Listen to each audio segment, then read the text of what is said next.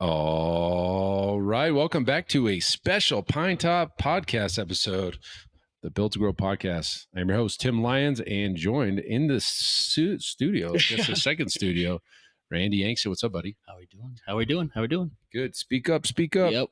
Got to get used to all the different nuances. All right, guys. Still up in the cabin, still up in the pines, enjoying the time up here, and still wanting to create some content for you. I'm going to start this one off with a little story. There we go. Let's go. The year was 2010. Ooh, it was a nice breezy summer day. It was a hot as hell summer in Scottsdale, Arizona. My first location, I had some pretty green trainers. I had educated trainers. Yep. I guess that would be the best way to describe this group. Good coaches. Clients loved them. Whatever. One of our coaches was, a long time, student, right? So he was at Arizona State and he was getting, his master's and he has CSCS and with distinction. After you get your master's, you get this distinction asterisk, and that's pretty much the top of the CSCS chain. And okay, cool, like that's awesome, man. Yeah, that's great. Yeah. And it was no matter than the very next Monday morning after he graduated his master's degree over at Arizona State, and he asked for a raise. Walked into the office and positioned to raise. He almost demanded it. Mm-hmm. Hey, I have my master's degree. I should be paid more. And that's the funny thing about school, right? Education system.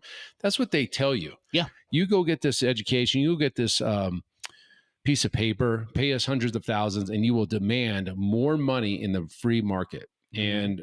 And, while I can understand in some professions, the education means a lot, in our line of coaching, it's not. It's almost the opposite. It's almost like you need more experience than education. Absolutely. And I would much rather take a coach that's maybe a little undereducated, teach them the ways. They don't have their broken ways and things. And, and the conversation was short and sweet. I said, I won't use his name. Sure. I said, I'll say it. I said, Ben, this is not his name to be protected. I said, Ben, listen, man, I understand that you worked real hard for that. That's awesome, man. Good job. You got the piece of paper. But by you getting this degree, it at no way, shape, or how generates more revenue for the business, which would then equal a raise to you. Mm-hmm. I mean, while this is a great job, great accomplishment, his argument was, well, we can market the fact that you have a master's degree. I go, yeah, that I could see that, but the other coaches also have master's degrees and, whatever. And so one of them was a professor, and they came from X. I mean, again, if you guys listen to my story, that was my goal, was the highly educated coaches. And, and while some clients appreciated it, it wasn't that big of a deal. No. They never cared about the certification. They never cared about any of that stuff. As long as you're taking care of them, they're getting results. They're happy to see you. You don't hurt them. Like, those were the things that matter to the coach, the clients. That's the thing that matters to the business, because the fact of the matter is that that degree, that certificate, that piece of paper that he got did not increase his value to the marketplace. No. Not in actuality, right?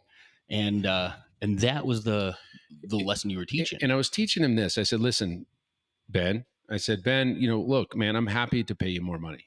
In order for me to do that, this is a business. You need to generate more money, or we need to generate more money. If you were to go out there and make a bunch of sales and people came in, yeah, I'd justify raises. But just because the fact you got a degree, or just because you've been here a year, just because you're a great coach, just because you do everything we ask, that's what you're being paid for. That's what the job is. You're like, what gym owners don't understand is, or really I should say the employees don't understand, is the salary is for the job at hand. That's what you get hired for. That's your compensation. The fact that you're showing up on time, training the clients, you're doing a great job at it, means you're fulfilling your obligation for the salary that you were hired for. Now, don't get me wrong. I've given plenty of raises in my day. But the way I do raises is quite a bit different than I would think the standard. Sure. To me, it's more of a feeling. It's more of I'm seeing you work hard. I'm seeing you go above and beyond. I can see the effort, above and beyond of what your standard job responsibilities are. Yeah, I'll speak to that even more, because I'm literally in that seat with you, right? Yeah. One of the things, and not only from the profit side, but the gym side, it's also the ability to show. And they've gone out and found additional value, right? If marketing that CSCS with distinction was the ticket to bringing in more income, then go create the marketing for that, right? Mhm. Prove that the value is there. And that's one of those hard places, because we know clients aren't walking in asking about The certificate. yeah. They don't care. No. And so the in his perception, high value now, but the actuality in the true business sense, it didn't change anything. Yeah. And that's where he failed to be able to show Yeah. additional value created. And the fact that he expected it was a little turnoff, right? Sure. If it doesn't make dollars, it doesn't make sense. If you think about it from that aspect, if you're a coach listening to this, if you can write your own ticket. I could tell. I'll give you the secret. If you're a trainer, I'll give you the secret to getting paid a ton of money if working for somebody. Mm-hmm. The secret is go create the revenue that didn't exist by your efforts. If you can go out and say, hey, I was at church and I spoke to this group of young adults or adults about fitness, and we've got 5 people coming in on a consultation. Guess what? That's going to garner a higher pay for you. Absolutely. And the unfortunate thing is I would say the majority, and this Zach says the same thing, is coaches come in with some type of expectation of what they think the business makes. Oh yeah. What they think the business makes. Maybe you're charging $40 a semi-private session, you got 6, you got $240 an hour. Maybe they think that they deserve half of that. Sure. Right? Yeah. Half if you're paying your team 50% of your gross revenue is in salary, you're way over. Oh, absolutely. We try to keep ours 25%. 25% is a healthy number, at least plenty of margin for marketing, mortgage or rent, electricity, utilities, equipment repairs, all the insurance, payroll taxes in general, like all the things that nobody sees. Yeah. That show up on the P&L every month that you're looking at. I'm like, oh, expense, software, your music, anything and everything is a cost to the business, janitorial. But the code, they don't see all that stuff. And so maybe it's ignorance, maybe it's they just don't understand. Mm-hmm. And so the question becomes is how much information do you want to share with your team to get that message across? Because I would assume if the coaches and your directors or managers would understand the financials of the business a little bit better, they wouldn't expect as much because guys, the gym business doesn't have giant margins. I mean, the best I think I've seen in this industry is 55%. And maybe it was a 60% guy, Chris, that we looked at. That was what he told me. I never saw his P&Ls. So, in an aspect like that, okay, 50% is high. Like in the average in this industry is 10 to 12%. Okay. So if you guys are doing $25,000 a month, $2,500 is profit. How much can you really give your team? Yeah. Well, yeah. What can you do at 2,500? That's profit, right? That's profit. And then out of that, you pay taxes out of that number. So listen, guys, I mean, I would love to tell you that there's giant margins in this business. If you want giant margins, go online. Online training has giant margins. I've seen 90% margins online. You're a marketing business. Yeah, there's no overhead. There's no overhead. There's some a camera, maybe your cell phone, a laptop, a Zoom account, and Facebook ads and Instagram. Like what? You don't have $16,000 a month in rent. You don't have high end equipment that you got to fund. Six air conditioning units. That doesn't. If you want high margins, yeah, online's the way to go. Yeah. And I don't blame anybody that's a gym owner to go online. I think it makes a lot of sense on paper, but you're in a different business. You're not in a gym business. You're not even really in the fitness business. You're in a marketing business. Yeah. The best online marketing trainer is going to win, regardless of their skill set. How they produce their content, how they package up their solution as the magic pill and all these things, they make them. You may be way more educated than that trainer, but they're a better marketer than you. So if you're gonna go online, you're just in a different business. Just know that. Yep, entirely. And you nailed it though. I mean, it's a different business. So yeah, if you want to go that route, that's an option, but don't think it's the same. And so one of our Iron Circle members, John Farkas, had he laid it out in front of his coach. I think this happened to him. It's honestly happening a lot. Yeah, I've had this conversation a couple times today. What did he do? He laid out 100 pennies on a table. And John, if you're listening, I apologize. This is just like secondhand Yeah, we're information. butchering it. But basically, he took pennies and he would slide them. Okay, this is for rent, and this is for marketing, this is for, and then this is for pay for the coaches. And now there's 5 coaches, so there's 2 to you, 2 to you, 2 to you, 2 to you, and so that's how he explained it. And I think it made a lot of sense. Yeah. And I think David Bender, another one of our inner Mhm. circle members, was going through the same exact thing when he was hiring a coach and they wanted like $75,000 a year or something. It's like, well, I don't know how he said, based on that, would need to bring like what, $230,000 in value to the business in order for me to pay you 75,000, right? Because it's a percentage. It's just numbers, guys. It's not that we don't love you. It's just we either take a cut or we go negative or we come out of pocket. We were working with a gym just recently that, they're constantly back funding the business out of their savings account.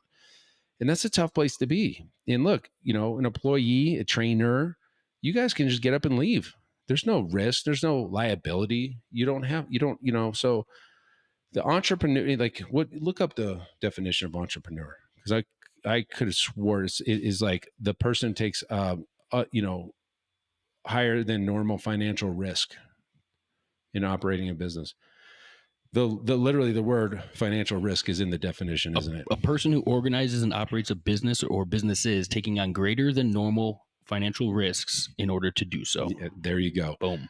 That's the entrepreneur, right? So the employee does not take any financial risks. No. None. Not typically, but no.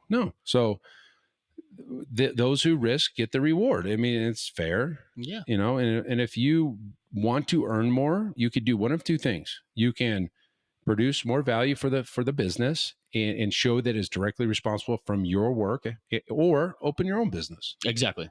Well, and to what you said earlier, you said, you can go out and you can create additional value, right? That is the above and beyond, right? That is not the within the responsibilities of your day to day. So if you go, you have to increase the value you bring to the table, not just like he said, not just show up every day, do the same work, and then go, oh, hey, well, I just converted these 5. Well, no, you didn't bring those 5 into the business that were already in the business. That was your normal job, right? Yeah. It has to be above and beyond the normal expectations of the job. Right. And most trainers don't like to sell, so this isn't going to even happen. But some that get it will go out and make this happen. Well, and let's speak to that though. If you're a trainer, you can't sell. Maybe you've got great retention ideas. Maybe you can systematize retention strategies for the business. Maybe you can convert. Or maybe you've got, I don't know, the personality that's like the one saving grace, right? Like, oh, damn, so-and-so's about to leave. Like, let's get John to go talk to him. Or that was exactly what I was going to say. If there's somebody that's already put in their cancellation request and a trainer goes out and reaches out to him and saves that person, you just created value, right? That's a way. Exactly. Great call. Our coaches, at least at Legacy Personal Training, are very clear on their expectations, and we bonus on above and beyond work ethic. So we have something called a 5x5 matrix. Zach's doing a whole training that's going to be in the Forge on this. And we look at 5 areas and they get scored 1 through 5. And based on scoring, they get quarterly bonuses. I know I just paid out a bunch of bonuses at the end of the quarter. I know that because the payroll is much higher. But they know what's expected of them. And if you don't have that lined out, that's also another issue that I see is like, there's no training. I mean, the gym up here. I mean, great example. We're here. There's a gym here in town. Got to talking with the coaches, and she, she was just like, "Hey, I don't really get much training. I don't have direction. It's kind of on me." Well, that's on the owner, correct? Right? That's on the owner. And I'm not here to say like, "Hey, the owner's doing a great or bad job," right? Like the coach has no clue what's expected. She's just going in and punching the clock and training, which the best she knows how. Yeah. She doesn't give any extra training or anything like that. So it's up to the gym owner to produce the development plan for your team, give them clear expectations on the matrices of what they're expected to do, and then constant communication and meetings throughout the quarter, and then literally a quarterly review. And I think that would be about the minimum. Like, I think if you did monthly reviews, cool, but like quarterly reviews, good. Try not to do annual reviews. That's just too long, right? And so if you can do quarter, so Zach put all this together. He put this matrix together. I tweaked it quite a bit, and based on the end of the year, they're eligible for a raise based on their scores throughout the entire year. And there's no secret. Every quarter we build on top of it, so their old scores are there. They can see if they've improved or gone backwards, and we develop them. I mean, it just is what it is. Yeah. And they've all gotten raises. Yeah. Because of that. You know, one of the things that there's a constant thread through everything that we're talking about, and it rolls uphill. You know what I mean? There's very much the responsibility of the owner to set the playing field, right? A lot of the conversations we've been having lately is because there hasn't been a clear playing field set. So when somebody's coming in, they're like, "Hey, well, you know, I've been here 3 years. Like, I need a raise." Well, you have nothing else to speak to on why they don't deserve a raise either, and that's a difficult place to be in. So have those clear expectations, roles and responsibilities. Another thing is just making sure that they're doing the tasks of the job that they're in, right? A lot of times you see an incentive program or something come along, and then all of a sudden, boom, that's how I make more money. So my normal functions start to slip because I know that that's the key to making more money for myself. Okay, I can see that. You're right. And listen, coaches out there, everything's noticed. If you show up late, that's being noticed. If you leave early, that's being noticed. If you're mailing it in, if you're on your cell phone on the floor, that gets noticed. Everything's being noticed. I notice everything. When I go into my gym, and you know, because it's a fresh set of eyes, a lot of times I'll notice immediately music's too low. Coaches aren't out there on time, or if they are, I'll notice that too. And I will note, and I will tell Zach exactly what I'm seeing. And you know, a lot of times if he's in there all day, he doesn't see the same stuff I see. So it's good to have a fresh set of eyes every once, you know, or leave your gym for a week and come back and take a different perspective. I mean, hell, Semi-Private Pro was basically a product of you walking in and not liking the experience you guys were delivering. Yep. I mean, that's exactly from necessity, right? But it's any of those things, right? You have to have that subjective eye. Yeah. And if you're too close to the problem, sometimes you miss all of those things. And so now, you know, I'm sure there's coaches. I'm sure there's gym. I know there's gym owners listening to this podcast, but I'm sure there's coaches too. If you're in a gym situation where there is no performance evaluation matrix, I would create it. That's another way to create that. Create the job performance evaluation for your coaching staff. If it doesn't exist, say, okay, maybe talk with the owner. What are the things you expect of us? And then create a little mini matrix that you can be graded on, and then deliver that to the owner and present it via PowerPoint or however you're going to do it. And say, Mr. Gym Owner, I noticed that this was in existence. I created it for us. I would love for you to review it with me. And, you know, if maybe we can adopt this or we can tweak it and adopt it. I would tell you, as a gym owner, that would be amazing, right? Absolutely. And that would be another way that you deliver value above and beyond your roles. And that would get you a raise. And carry that over. I mean, there's any of the systems that we talk about all the time. You could have your hand in any of those little arenas. You could build SOPs on training, not training your clients, but training new staff, right? Create the path for new staff development. What happens when that new trainer comes in? You guys don't have a plan. Come up with that plan, right? There's value you bring to the business as a whole. And man, I think this needs to be spread more. Well, look. I mean, it's just blunt. It's straight to the point. This is from the gym owner. I mean, and plus all the gym owners we work with in the Iron Circle, that we all discuss this stuff. So don't think we're not looking at you coaches. We're constantly looking, and we're always look. There's never been a better time to elevate yourself above the competition as a trainer, as a coach, even a director, a manager. The competition out there for you is so weak. God, you even doing a little bit is going to make you look amazing, right? Yeah. Coach, like gym owners have a tough time finding great staff, and yes, a lot of times gym owners will justify weak performance in lieu of firing because they don't want to, have to try to replace that. But as a trainer in that situation, don't take advantage of the gym owner on that and just mail it in. Yeah. You can step up even further and earn yourself even more. And maybe that, gym owner doesn't end up having to hire somebody else to do two roles, and then there's more money to go around. There you go. I'd rather have less staff to pay more than more staff to pay less. And I think there's something to be said about that too. I mean, knowing gym owners, right? Knowing the line between the owner and having the conversation with both owner and employees. There's not a single gym owner that we work with that I know doesn't want to pay their employees more. Oh, right. Right? It's not that they everybody would love to, but the money needs to be in the top in order for it to go out the bottom. And that's just a fact of business. Yeah. And when everybody understands that, it's like you're running together as opposed to that fight or that dynamic of like, you versus me. And the truth be told, I mean, we're speaking to you guys as the employees. I am an employee. And I'm telling you from this side of the seat that it's not that way, right? There is not a hard line. Everybody, they want to see you succeed too, but that you need to, the onus is on you. You got to pick up the ball and run with it. You can't expect it to just come because because take ownership, right? Up. Yeah, exactly. Take ownership of it. And look, guys, I mean, yeah, to your point, Randy, if everybody on the team, the training team, the front desk, even the damn janitor, if everybody was driving the business forward together, guess what? That top line grows real quick. It's versus just one person trying to drive the business. If you got like 5 coaches or 5 employees all working together to drive business into the operation, gosh, you guys can go far.